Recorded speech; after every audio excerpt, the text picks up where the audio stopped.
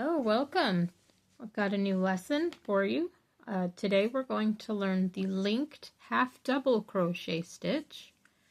It looks like this. It does resemble half double crochet in looks, but the stitch is quite different, I think, than from half double. But it makes more of a tighter, less open stitch. So to do it, you need any number of chains.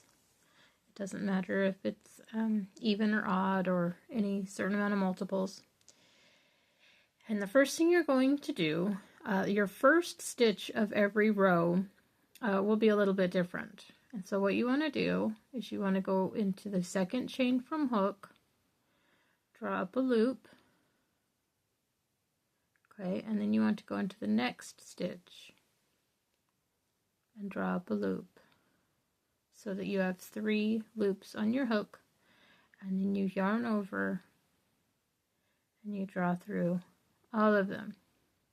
Okay, and that really kind of confused me at first when I was first learning this, because I've just decreased a stitch, and won't that matter? Well, yes, but you'll see how that works out in future rows. So what you want to do is you want to take your hook and insert it. You see these three bars here? You want to go into the middle one, yarn over, pull up a loop, and then you want to insert your hook into the next stitch, pull up a loop, and then yarn over and pull through all 3. And then continue that, insert the hook into the middle bar,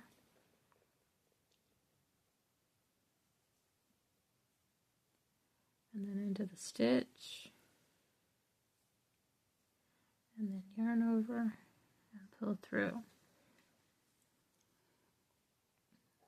Into that middle bar, and into the next stitch.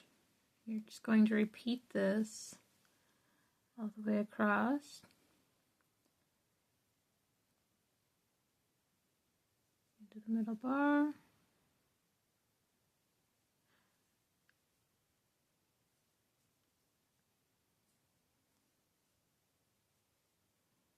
One mistake I make a lot is after I get it in the bar and I go to pull up a loop here, sometimes I end up pulling it through both, and then I have to do it over.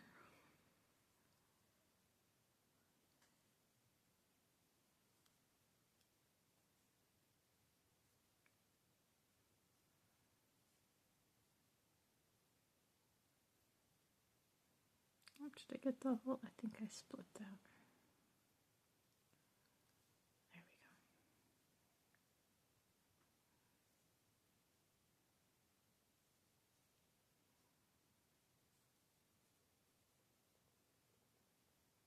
we go. Alright, are we getting the hang of that? In the middle bar, pull up a loop, into the next stitch, pull up a loop,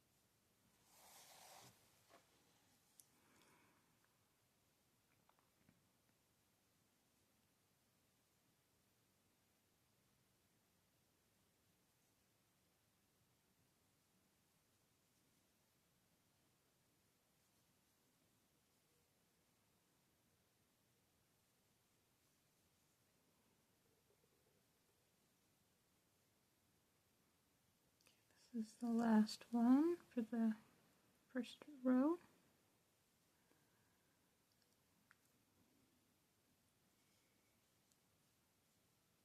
Okay. And then we're going to chain 2. Normally I chain 1 for half double crochet, but in this you need to chain 2, and I'll show you why. Because our first, I told you the first stitch of every row we're going to basically do that decrease, and so what we're going to do is we're going to work in the second chain from hook. So we're going to use our turning chain as one of those stitches that we're decreasing, and so we end up not actually losing a stitch. So we went into the chain, pulled up a loop, and you're going to go in the first stitch, pull up a loop, and then pull through. So that's how we make it so we're not actually losing a stitch.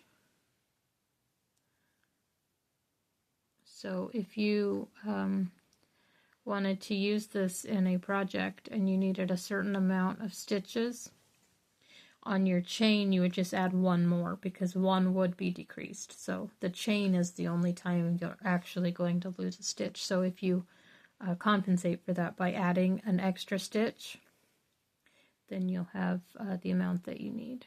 So now it's just the same. You go into the middle bar, pull up a loop, go into the next stitch, pull up a loop, then yarn over and pull through all 3.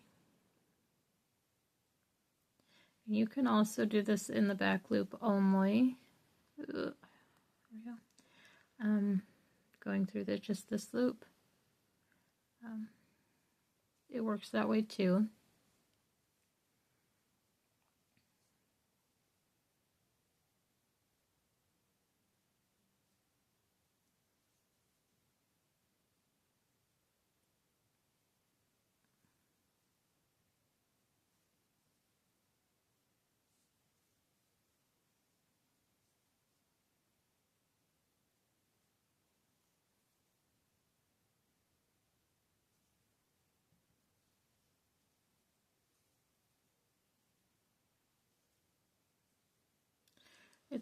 I like that it still retains its stretch, but it's not quite as open. A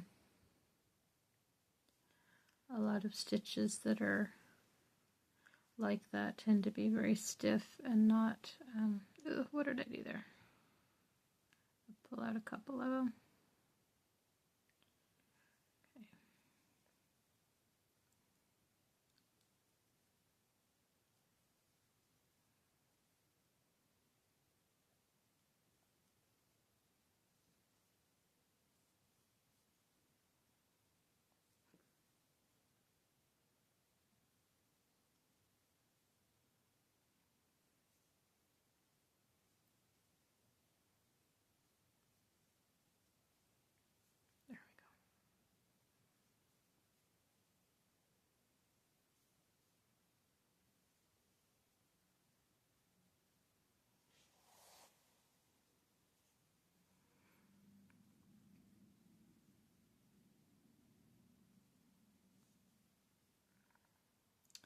And I've never done this stitch in the round, so I don't know for sure that you can do this in the round, but it seems like it would probably be possible. But I don't know because this is, yeah, I don't know. I'd have to try it.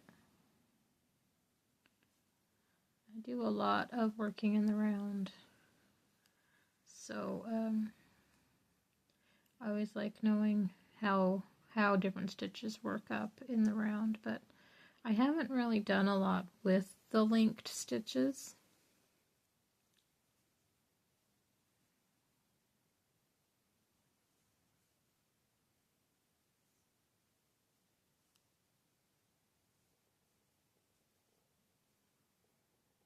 Okay, we're almost done with our second row. 2 stitches left.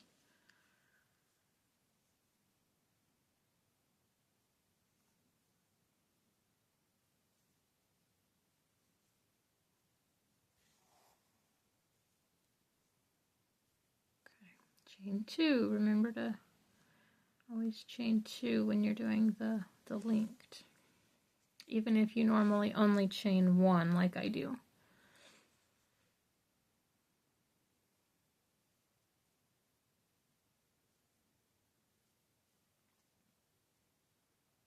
Just like that.